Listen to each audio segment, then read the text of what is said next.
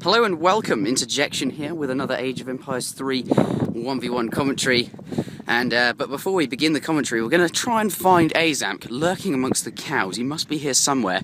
So, today we have Japan versus Russia on the map Great Plains. And the first thing this Russian player is going to do, he's taken all 5 of his settlers and tasked each settler onto a different food crate so that he can get all of the food he needs, 270 food, to get that first batch of settlers in production as fast as he possibly can. Now, obviously, Russian settlers do train in batches of 3, as you can see here, and because of that, it's going to be a little bit more expensive than your standalone settler, and for that reason, they do have to collect a little bit more food from their crates before they can get that in queue. And although it doesn't really seem very significant, if you actually take 1 or 2 seconds longer to get that settler in queue, then, well, if we switch over to the Japanese player, these settlers here take 25 seconds to train. In fact, all settlers do. But obviously, let's say you take a second longer than you need to get that first batch of settlers in queue. Then after 25 settlers have been trained, you've actually lost 25 seconds, and that's the amount of time it would take to train a settler. So you could actually have an extra settler, 25 settlers into the game if you'd managed to do, manage to train, get that batch in queue a little bit faster. But here, we see the Japanese player, he's taking a little bit of extra wood, and that's because he spent the majority of his starting wood on a consulate here, which costs 200 wood. That's quite a big investment at the very beginning of the game, and the reason he's done that is because we can see he's getting the Portuguese allies. Obviously, he's going to ally himself with the Portuguese, and this decreases the cost of all buildings, including age-up wonders. So the wonder he picks will actually be 15% food cheaper, meaning he'll be able to age up sooner. But it also obviously decreases the cost of shrines, and now that he's gotten that Portuguese allies, he's building his first shrine just in time to get these next 2 settlers in production as his population ran out. And obviously he saved himself a little bit of wood by waiting for that to be complete. Here now going for a tomahawk, which is nice. But here we see the power of having 2 of these guys together. They're quite easily, able to get treasures, and that's nice. There's a lot of scouting potential for Japan, which is quite nice. But his first shipment was Heavenly Kami, and this also decreases the cost of shrines by 25%. So he's already decreased the cost of buildings by, 25, 35, 40%. Sorry, he's decreased the cost of his shrines by 40%, and that's huge. And Heavenly Kami also increases the rate at which shrines gather resources by 50%. So a shrine boom from this guy when playing as Japan, those 2 things stacked together definitely make shrine booming very worthwhile for Japan. Obviously, shrines generate a little bit of resources over time. For those of you who perhaps do not know, as we can see here, this is generating 0.53 food per second, but he has to build these near animals because it actually has to have animals working at it. It says here, gatherers 4 out of 4, and that is because there are 4 bison surrounding it, and that does make shrines rather vulnerable because they are easily killed if they're, far away from your base. We'll switch over to the Russian player, though, and before I introduce who these people are, we have noticed that he is aging up to the 2nd age already with the Quartermaster, which will grant him 400 wood upon aging up.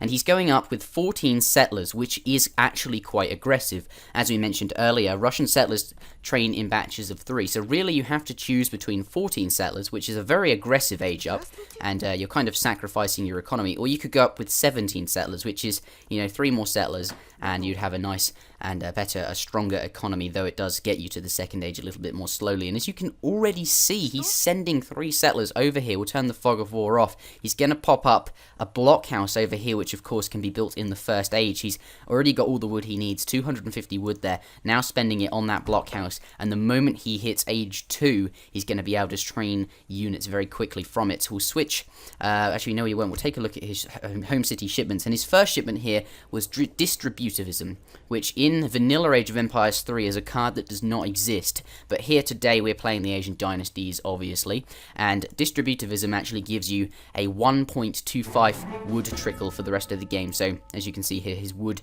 is slowly going up, though he does have 2 settlers on wood as well, but He actually is getting 1.25 wood per second for free, and he's literally just about to hit up, and we'll see what his first shipment is and what kind of strategy he's intending to pull, but it is likely to be a military shipment. There it is, 13 Strelets going in queue right now, and he's going to use this forward blockhouse as a home city spawn point to drop these Strelets off at, and then with those military units, he'll be able to march into Red's base and perhaps kill a settler. He'll definitely force some of the settlers in the town centre and create a little bit of idle time, but then again, it is very difficult to raid Japan because they collect all of their food from cherry orchards. Of course, Japanese settlers are vegetarian and they cannot collect from bison, they cannot collect from any huntable animals, and that is because this game is based on history, and for a period of time, the Japanese emperor at the time banned meat eating, so I just thought I would mention that, although it isn't really particularly relevant, but just thought I'd let you guys know, because just like Age of Empires 2, we have some history in the game, and that is exactly why Morgan Black was able to defeat the Ottoman Empire at the Fountain of Youth. You know, I'm taking the piss now, but here we see the Strelets coming in, and he's forcing the settlers off the cherry orchards and obviously into the town centre here. But obviously, before we talk about and anything else, this Toshogu Shrine, this is his age up choice. He's gone up with the Toshogu Shrine, and of course you can choose different wonders which do different things, and this particular building, which is aged up with, increases the efficiency of all shrines, though I will mention here that he has, if we switch over to him, 10 settlers in the town centre which were doing damage to the Strelets whilst the others worked, but now that these Strelets are in range of the cherry orchards, he can't have any units gathering here, but now that the Strelets are on the way back, we'll probably see the settlers get out of the town centre and go back to work, whilst he keeps 10 in the town centre, as you can see here, to still do damage versus the Strelets at range. His first shipment here, although you see now that he's back in range of these cherry orchards, he's been forced to put all of the settlers back in, but he wants to keep as many working as he can whilst they're, you know, not in range of the Strelets, whilst maximising the damage the town centre can do, because your town centre won't do any more damage if you know, 10 settlers is the maximum you can have in it to increase its damage to the most. Any more than 10, your town centre isn't actually gaining any extra attack. But, yes, he's obviously reduced the cost of shrines at the consulate, and he sent Heavenly Kami, which increases their efficiency and decreases their cost, and is aged up with this shrine, which increases the efficiency of all of his shrines. So any shrines he builds are going to be very, very efficient at collecting resources.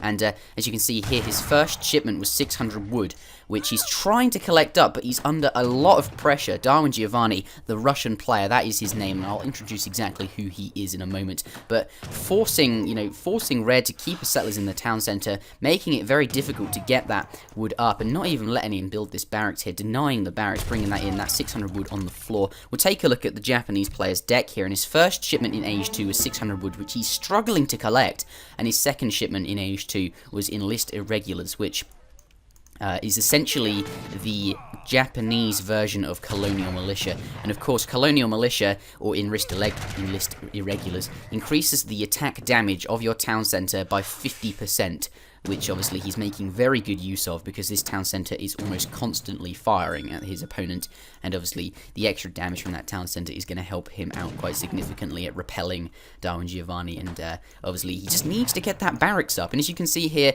he wants to send, perhaps in his deck you see 4 settlers, he wants to send those for the economy, he wants to send 600 wood so he can do a lot of shrine booming. Obviously he's made his shrines very cheap and very efficient at collecting resources, and he wants to be able to build them and make use of these upgrades he's managed to get, but he's been forced instead to send 5 Yumi archers from his home city, and he's been forced to send these military units simply because he just needs something to help repel Darwin out of his base. Darwin is the name of the Russian player who is applying all of this pressure, and I will talk about exactly who these players are, but I can't just yet, there's just been so much going on. Here we see, obviously, the Yumi archers running away from the Strelets. Yumis actually have a longer range than Strelets, and Yumi archers can be compared to the light infantry units for Japan.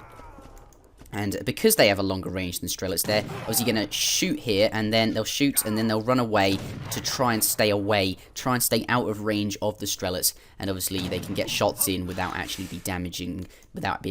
actually being damaged themselves. Here, though, obviously Blue chasing down the Yumis, he will actually manage to perhaps kill off 1 or 2 if he gets close enough, since he has so many more Strelets than there are Yumis here, and because those units are chasing down the Yumis, he's actually, gotten a little bit of extra time, a little bit of time to finally do something. He's gotten his settlers back to work and is now actually building his barracks, where he'll be able to build military units and hopefully turn the tide. We see here now sending 5 Yumi archers, so he must feel very, very pressured indeed, and he, clearly he does need them. There's just so much pressure here. Of course, he doesn't want to send military units. He doesn't want to be in this position. He wants to be, wants to have the pressure under control and not need to send military units, but he needs to kind of help defend. Though, with 5 Yumis on the battlefield, 5 more on the way from his home city, and hopefully, he's got 3 in production here, that should be enough to kind of help do a little bit of damage, especially if he combines it with his his irregulars and centuries, which he can train at the town center, which of course are the Japanese equivalent of Minutemen. Though we'll switch over to Darwin, the Russian player, and we can see here he's sent 13 Strelets, followed by 5 Cossacks. He's also sent 4 Cossacks. And, well, he's sending 4 Cossacks right now, and all of these military shipments, especially the cavalry, are going to be very difficult for Red to kind of deal with, because Yumi archers, of course, being light infantry, take very weak to cavalry. We'll switch back to Monkey Magic, the Red player. And, he's trying to stay out of range of these Strelets and do damage, but he's still, being forced to keep the majority of his settlers inside his town center and is unable to collect resources. And if this continues to happen, where is he going to get the resources from to actually make new units with, to kind of defend against the push that is being applied? Here we see 4 Cossacks arriving, and those are going to make short work of Yumi archers, man. Like, that is exactly what they counter here. Calling the centuries from his town center, of course, these do very good damage against cavalry. 7 times 4 versus cavalry. They are spearmen or pikemen type Minutemen units, but not actually being able to kill off all the cavalry there, just being focused down by the town center. And I don't know, though. I think what could have been a better decision is, well, he's just lost all of his army. He had at one point 10 Yumi archers plus the 3 from the barracks. If he conserved all of them and managed to keep them alive, maybe do a little bit of damage to the Strelets if possible. There were cavalry on the field to think about as well, which obviously would have been a very big problem for the Yumi archers. But if he could have kept them all alive, waited until he had 400 export, which then, of course, he could send 7 Besterios, 7 crossbowmen from the consulate. He could combine that with irregulars here, which he's just sent, in addition to the 5 Ashigara musketeers, which have just arrived. He could have also shipped the centuries, which we saw the pikeman-type Minutemen, and all of that together might be more effective at countering and pushing out his base. Of course, he still has plenty of time, because that town center has full hit points. It hasn't been damaged yet. And all the Russian player would do is start to siege that, and then, by the time he gets 400 export, he would, perhaps be able to actually repel off the pressure. Though we see here, since none of his settlers are working, he isn't actually gaining any export at all. But even so, without the crossbowmen, it could still have worked better than what actually happened, though you never know how a game is going to pan out. And of course, he was forced into sending the centuries prematurely because he had, cavalry to deal with, and cavalry just absolutely massacre Yumis, and that is the problem. Now, though, what can we expect from the Japanese player to kind of deal with the pressure now that we are at this point in the game?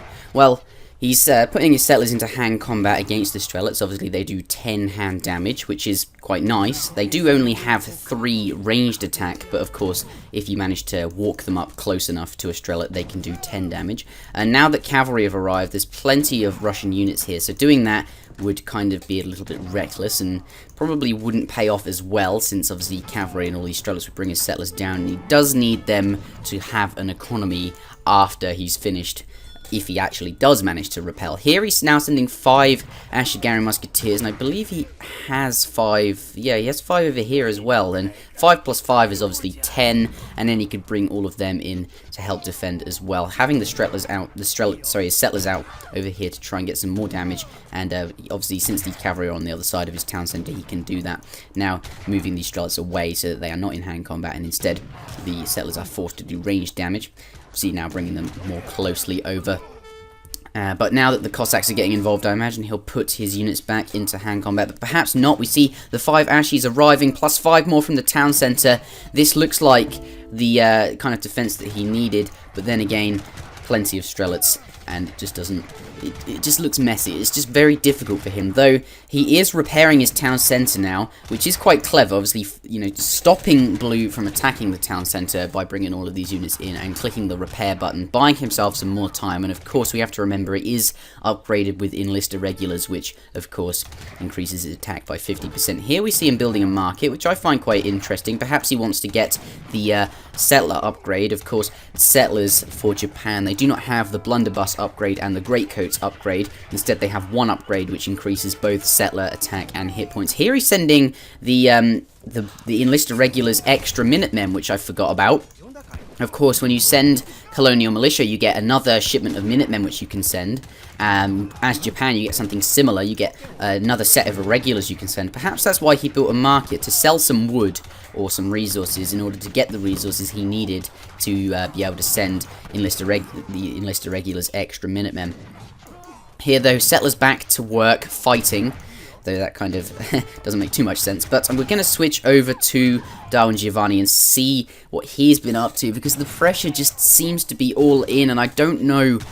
honestly, now I don't know what he can do. What has Darwin Giovanni done, though? Obviously, he sent all of these military shipments. He's also sent the Boyers upgrade, which increases Strelet attack and hit points. It also increases the attack and hit points of Cossacks and Oprishniks, though he can't train any Oprishniks because he's not in the Fortress Age. He's also sent 700 wood and food for this kind of unit spam. 700 wood would also, you know, he has a market over here, so he's getting the gang saw upgrade here, which increases settler gather rate from wood, from trees by 10%. He's probably also got steel traps and hunting dogs, which of course increase food gather rate from huntable animals by 20% and 10% respectively, so for 30% in total. And honestly, I think Darwin Giovanni is just in a much better position here. Now sending 700 coins, so perhaps he's thinking about aging up, but with that he could also just continue to mass units. And 42 settlers there with most likely upgrades. Monkey Magic on 26 settlers. Of course, he had, you know, a lot more than that at one point, but, you know, lost a lot due to fighting with them, because, you know, he kind of felt that he had to in order to push this off. And though his settlers is much lower than Darwin, we can't forget that he does have manors all over the place, generating him resources, which are nicely upgraded. 600 wood on the way, because if he was to ever defeat and push off Darwin from him, the 600 wood he could use to build manors, or not manors, to build shrines with. Here we see a stable, which is a good choice. He has 3 Naginata riders in production, and if we compare them to the European unit, obviously Hussar do straight up 30 damage against everything, you know, both against Strelets and Cossacks, but here Naganitas, they do apparently 28 damage. That's quite high. 28 damage times 1.5 versus... so they're actually very good against Strelets, and but not so good against Cossacks. I actually thought Naganitas have less hand attack than that, but then again, you know, my knowledge of Asian civs is certainly not as good as it is of European civs. Of course, I am more a vanilla player, sorry. Anyway, Naginata riders are more effective against Strelets due to that multiplier. And they struggle against Cossacks, which of course, since they cannot, you know, their bonus damage does not come into play here. But before the game ends, I think a good thing to do would be introduce the players playing, which I probably should have done at the start, but in true Interjection style, we have Darwin Giovanni in blue, and I can say with confidence that he is the best Russian player in the game. Not that he is Russian, I said that before actually, in the exact same way. He is the best player in the game as the Russian civilization. And here we have Monkey Magic, and there's some speculation that this is IamGrunt, who actually won the WCGs in 2007. WCGs is the World Cyber Games, back when Age of Empires 3 was a game that they used to host. Now they've moved on to more popular games like League of Legends and StarCraft 2, unfortunately, because this game is still great. But yes, if you'd like to read the speculation on that, there is a link in the description below, though I'm personally not convinced due to the play here. Not so good, but either way, I guess if it was him, he would be out of practice. I guess he hasn't played in a long time. But that one's coming towards me. Shall I go and see it? Let's go up close. What's this? No, fuck. He doesn't want to. He ain't. Can we? I'm not gonna hurt you. You only fatten at a rate of 2 food per second. I mean, they're all looking at me. I'm worried now. Is there like a bull in here? Is he gonna chase me down, like fucking take me out or something? Thank you very much for watching. If you enjoyed the video, remember to give it a thumbs up. That always is appreciated. And do subscribe for more. Hopefully, we will get back to more regular uploads. I do apologise for the lack of uploads recently. But, yes, the end. Goodbye.